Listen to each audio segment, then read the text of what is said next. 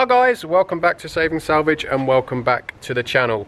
Right, in today's video, it is a video I've kind of been dreading because it's a video where I've had to tot up exactly what I've spent on my Audi RS3, including the purchase price. I don't actually think I've spilt any prices on this car at all, not even what I paid for it. So in today's video, we will be getting a full breakdown of this Audi RS3 and to see whether it is worth me spending all the money repairing it, or in theory, I could have just gone out and bought one that was already repaired for the same money. So in today's video, that is exactly what we're going to find out. And also, we're going to go for a first drive and just to see what the car's like, basically, make sure it drives on the road properly. I have been driving it around. I haven't done many miles. I've just had a look at the trip. I've done 35 miles in it.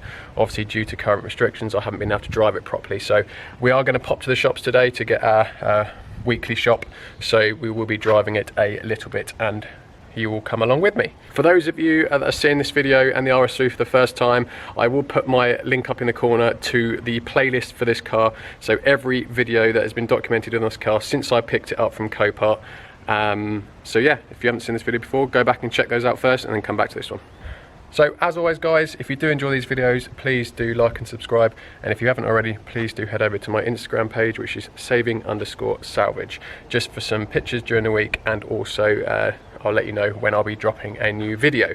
As you can see, my RS3 is in the background. What we're going to do, it's now nicely polished up. We're going to take a look round my fixed Audi RS3 damage project.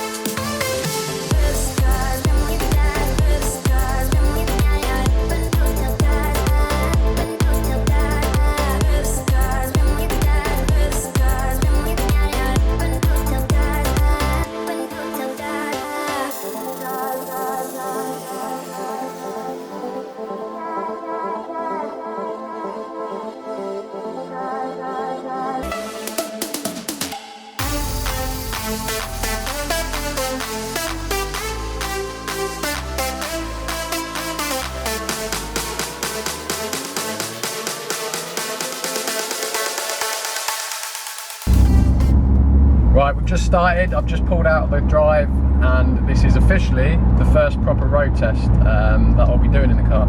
First of all, I think I need to apologise for my mop.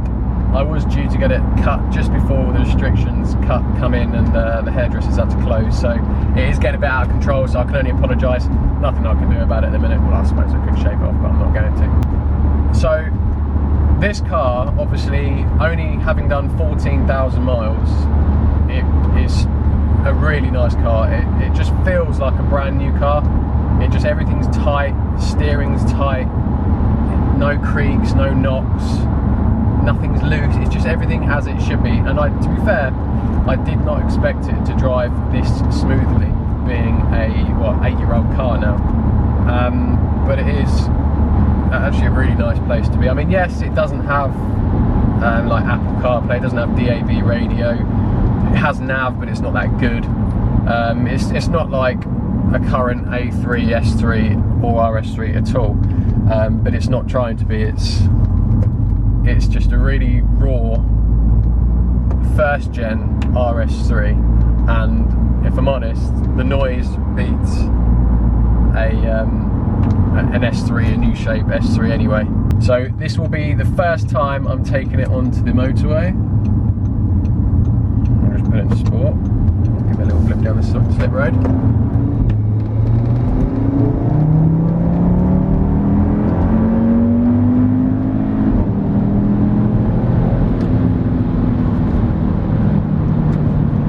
Sounds sweet, and that is what you're not going to get in any S3 ever, that noise.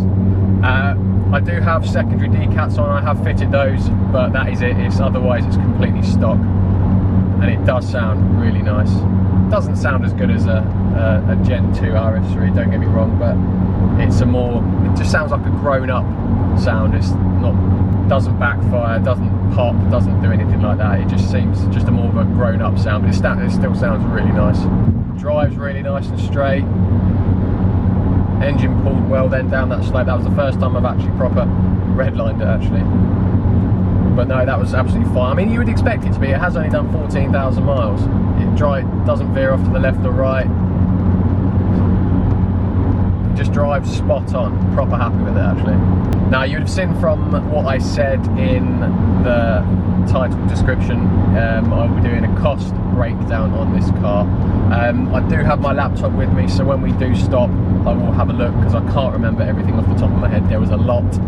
I do remember I actually had to have a look. The base price, so what I paid for this car, to be fair, a few of you got it pretty much spot on. I paid for this car £10,700 including fees. I think it was around £10,000 not including fees, and then plus obviously around £700 of fees. So it was £10,700 at my door.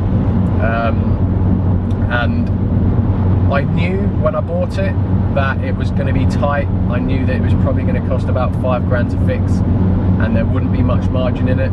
But obviously this is the first car that I started my channel with. My aim wasn't to make a profit on it. My aim was to start my YouTube channel with this car. So my aim essentially was, don't lose money. And if I haven't lost any money on it, do not care. So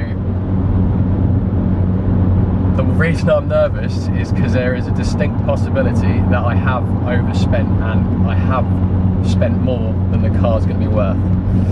I actually genuinely haven't added all the totals up yet. You'll see in a minute, but I've done a couple of graphs splitting up the costs. So we've got engine, bodywork, body panels, interior. I actually haven't added those 3 sections up yet.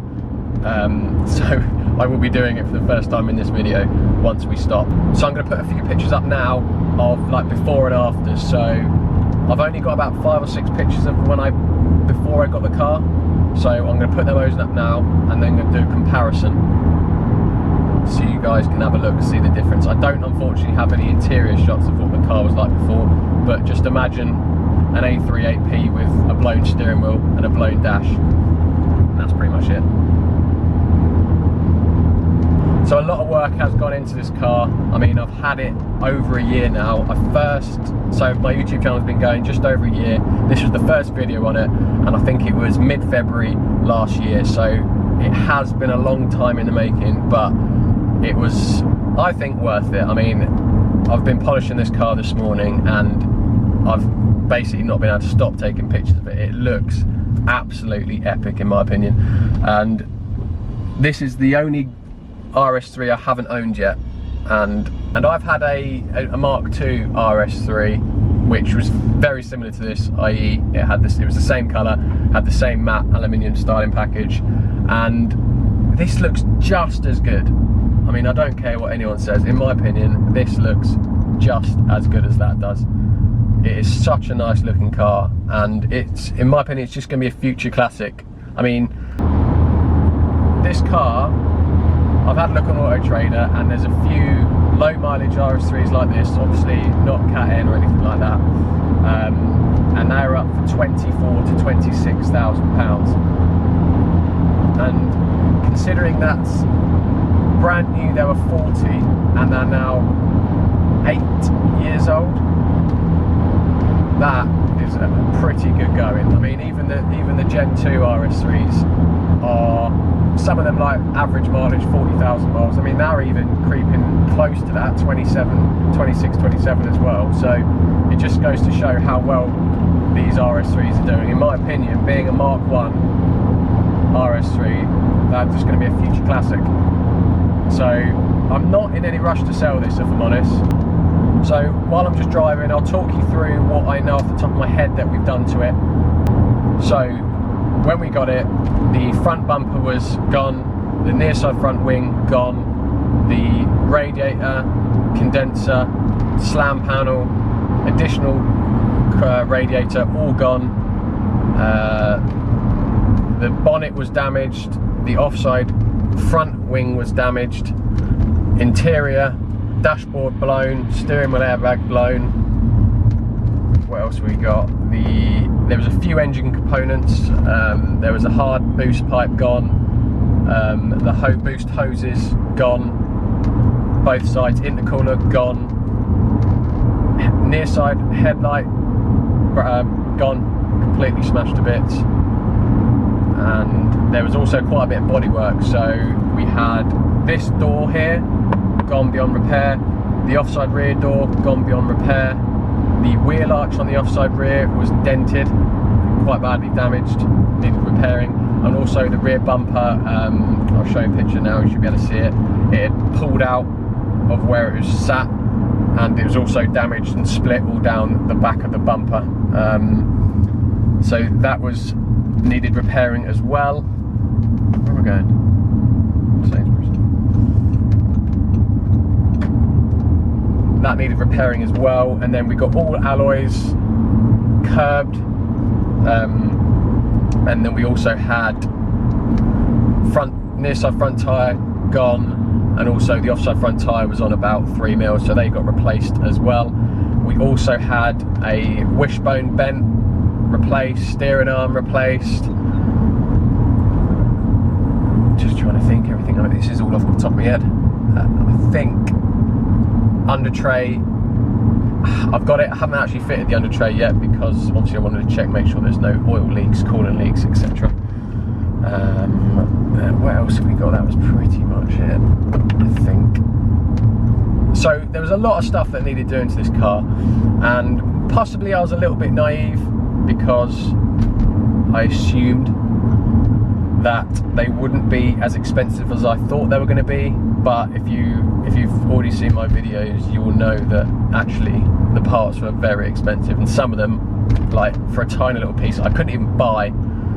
I ended up having to buy other parts, which was just very expensive. So that is why I'm nervous about the total cost of this. So I've got my laptop here so we can see all the prices now.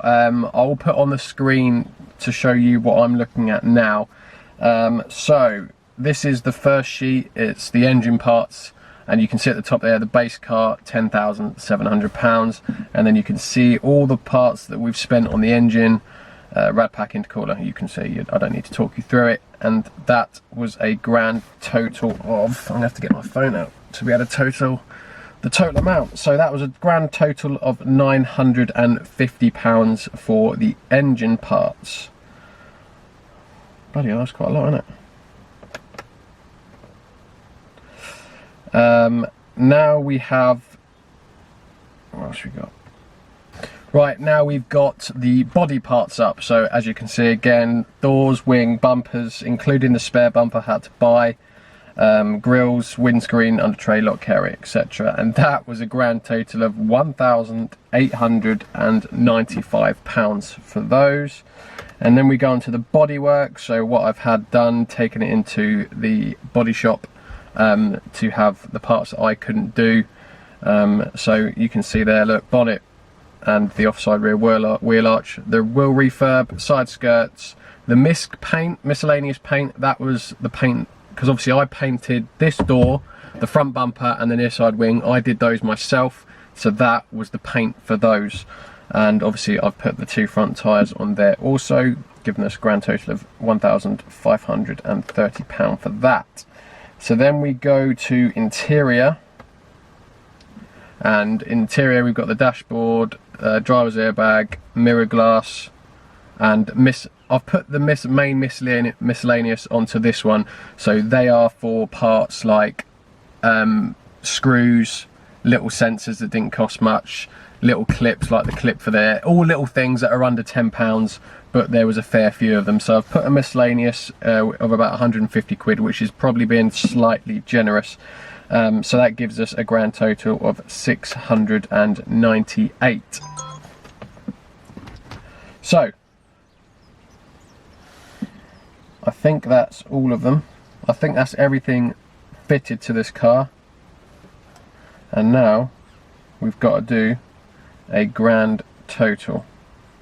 That brings us to a grand total of £15,773 that this car has cost me to build, all in. So in my opinion, if this car wasn't category N, which it is, this car would be worth about £24,500. I've had a look on Auto Trader and there's a couple on there. One of them is very similar to this, but it's done more miles in grey, and that's up at £25,000. And there's another one that's done again slightly more miles, but it's got bucket seats, and that's up at 26. So we'll err on the side of caution and say this is worth £24,500. And I believe the condition it's in now, that this car is worth £16,500. That is what I value the car at, and when I do eventually sell it, that is what I'll be putting it up for. So that leaves us with an estimated profit of around £700, give or take.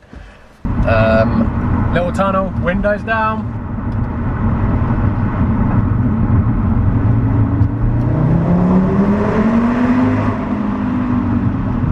I haven't included the panel filter that I fitted. I haven't included the secondary decats I fitted because they are not part of the repair, they are modifications, so I haven't included those. I shouldn't have really included the tyres because again that's a wear and tear item, but I did because I had to put them on, so they are included. So there you go guys, there's a grand total cost. So this car has cost £15,773 to build. I think it's worth about £16,500, so that gives us a potential profit of around £700. Let me know what you guys think. Do you reckon it's worth it? I mean, probably a lot of you are going to have said, it's taken me a year to do this, all the time that I've spent doing it for 700 quid. You're probably going to say no, but in my opinion, it has been worth it because it's job satisfaction as well. Like knowing that I've built this, I've done everything to it to repair it, it's just, it's more satisfying. So yes, I do think it was worth it, and if I had the chance, yes, I would do it again. Right guys, that is it for today's video. You have got the full breakdown cost of the RS3. The RS3 is now complete. The only time you'll see this now is, obviously I'm driving it around at the moment, so you probably will see it a little bit, but I hope to do some modifications to it soon as well. So there will be still some videos to come on this car. So as always guys, thank you very much for watching. If you do enjoy these videos, please do remember to like and subscribe and hit your bell notification if it isn't already. And I shall see you in the next episode. Cheers guys.